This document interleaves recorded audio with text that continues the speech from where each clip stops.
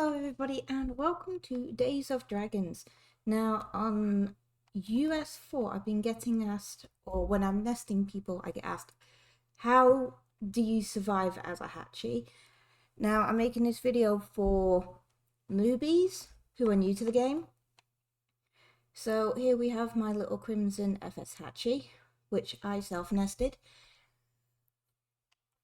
So this is a dead server because it's just easier to do it and I don't have a lot of background noise.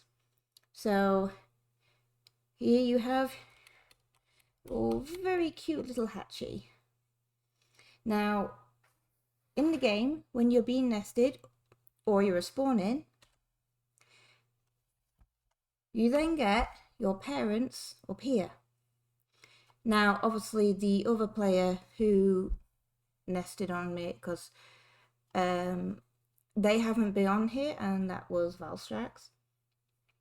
But I was technically my own mother. Now, here you have what you are. So obviously you're a fire type, dragon. I'm a hatchling, female, class 5, carnivorous. My skin is Crimson PT, which PT stands for Patreon, which I'm not. I got this skin by nesting. And obviously I'm immature. Here you have your coordinates of where you are in the game. If you're not great with coordinates, I recommend going on YouTube and just watching like how to use coordinates, which I had to do when I first started because that was crap. Obviously you got the time of day, so right now it's morning. And obviously nesting, that only comes up if you actually have a nest, not if you're actually able to nest. So here you also have when you hatch out or you're a spawning dragon, you have your stats. Now overall base quality, I'm a C, and bottom line's E. And if two dragons, example, say if this dragon mated with, and I quote say Indigo, which is my other account, would be my father, since I'm a female, then you'd get the F stats, which is the absolute worst stats you can get in the game. So overall, not too bad. I've got a lot of D's. But in this nesting, I managed to push out the E. It took a couple attempts.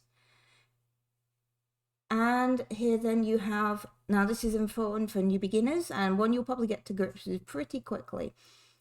When this reaches full, you will die. Same for this and this. Although this one's difficult, you'd have to eat a lot of red mushrooms to get this all the way up.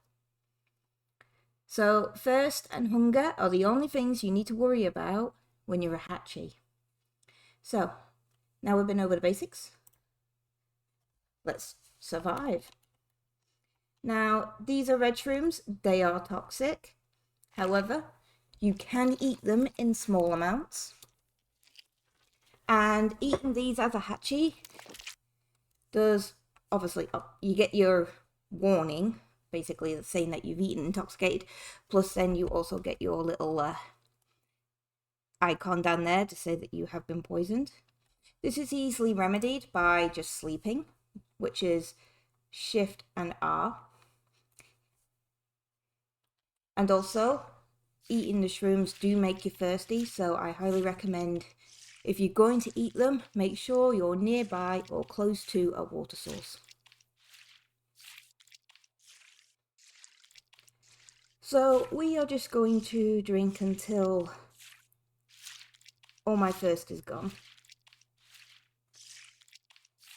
Now I have to say, in the class of dragons, which there are 3 of, ASDs, or the acid drake spitter, tend to be more water based, so they tend to get more thirsty than they do hungry.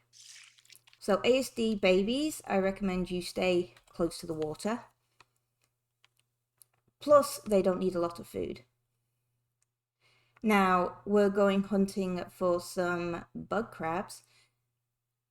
And we are also near Big Rock, which is a place in the game. We're just at a little hatchie pond not far off. Now, coming this way from the hatchy pond, we see a crab. Now, there are ways to find crabs if you cannot physically see them, which is smelling. Oh, my toxin's giving. So, smelling is a good indicator. So, we've got blue for water, and that tells me there are 2 crabs. Now, these crabs can hurt you. It can take a while for them to kill you, but eventually, if you let them do so for a long enough period of time, they will kill your dragon. So, if you're going to hunt multiple bugs in one go, I would at least try to avoid their attacks by running in a circle, wait until they've done their attack animation, and then go in for the kill. And also, checking your food and water regularly is also beneficial, because then you know where your dragon is at. So, on the hunt for more bugs, we're going to do the sniff. Very cute little animation. And there is one, oh, right here. If, say, like you're an acid spitter, so you can run a lot quicker, so you can cover more ground. With FS, it's a lot difficult because they're very slow. And another feature of the FS is their special ability, which is the heat vision, which makes them stand out a mile away.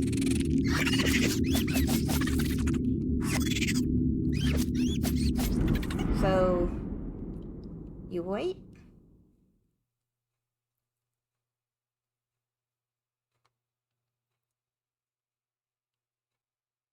You're not going to do it now, are you? Just to embarrass me on TV. Bye. Sod.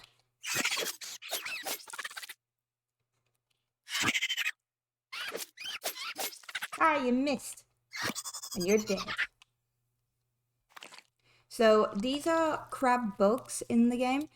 They are pretty much main source of food. Now, you can eat other dead hatchies, you can eat, obviously, the corpses of other dragons. This is PvE, so I don't have to worry about being attacked. Also, this is a dead server, so there isn't anybody else here. This is literally, I'm on my own. So, for the PvE, it can get kind of boring.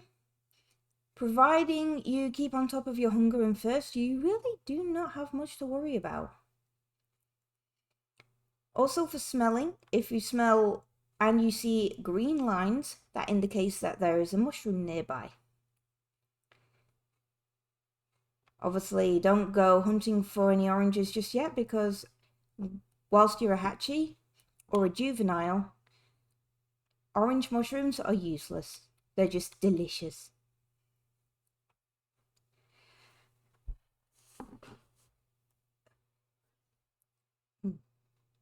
So, yeah. Also, yellow lines are for nests. So if you smell and you smell a nest, or yellow lines, it means there's a nest nearby. And that is pretty much all there is to say, especially when raising on a baby FS. So providing you stay close to food and water, you don't actually need an adult dragon to take care of you. You can be very self-sufficient.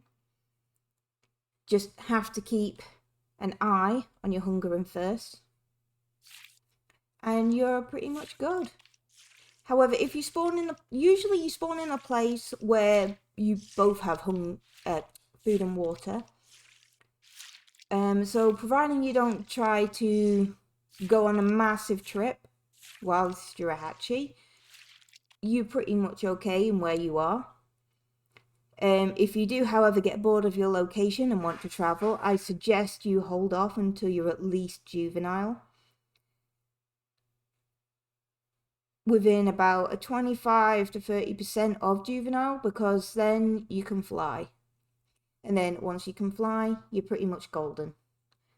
Food, easy. Water, you can easily get to it.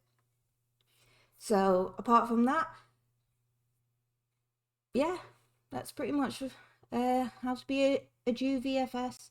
Like I said, like category of dragons, FS, you're looking mainly food, because they are quite literally, their nickname is a black hole, because you can feed them and feed them and feed them, but they're always still hungry.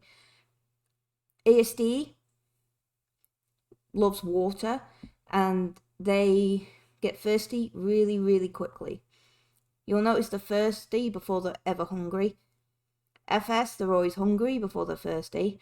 And SS somewhere is kind of in the middle. So they tend to get hungry and thirsty about the same time. But like I said, if you keep an eye on your food, you're pretty much okay.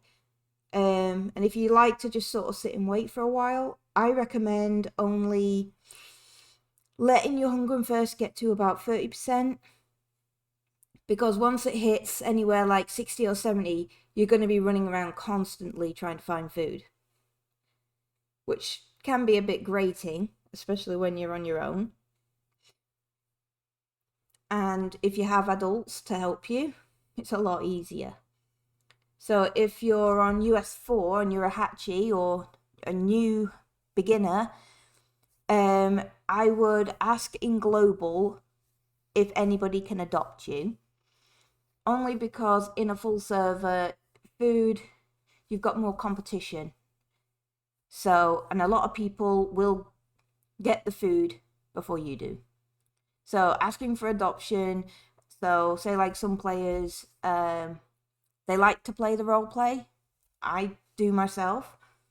So if anybody asks for adoption, somebody will usually answer them and try to help the player. Also, if you're new, don't be afraid to ask questions. That's what, in PvE, that is what global chat is for. And then they'll usually get invited to a group, and then you can talk one-to-one with the other player, so you can ask them and pick their brain about the game if you wish. So I'm going to end the video here. I hope this was helpful. I don't usually speak on my videos because I hate the way that sounds, but I couldn't really explain this using the chat because it's just really weird. But speaking of, before I end it, sorry. So if you press enter, get rid of that, you've got all, which includes every kind of group. And if you press that icon, it will, without pressing enter, you will change pages. For example, so first you've got all, and then you've got global chat, then you've got your local chat, and then all again. But when you get added to a group, you get a group chat. Okay, now I'm gonna end it here. Okay, take care everyone. I hope this video helped you all, and I will see you probably on the game somewhere. Bye!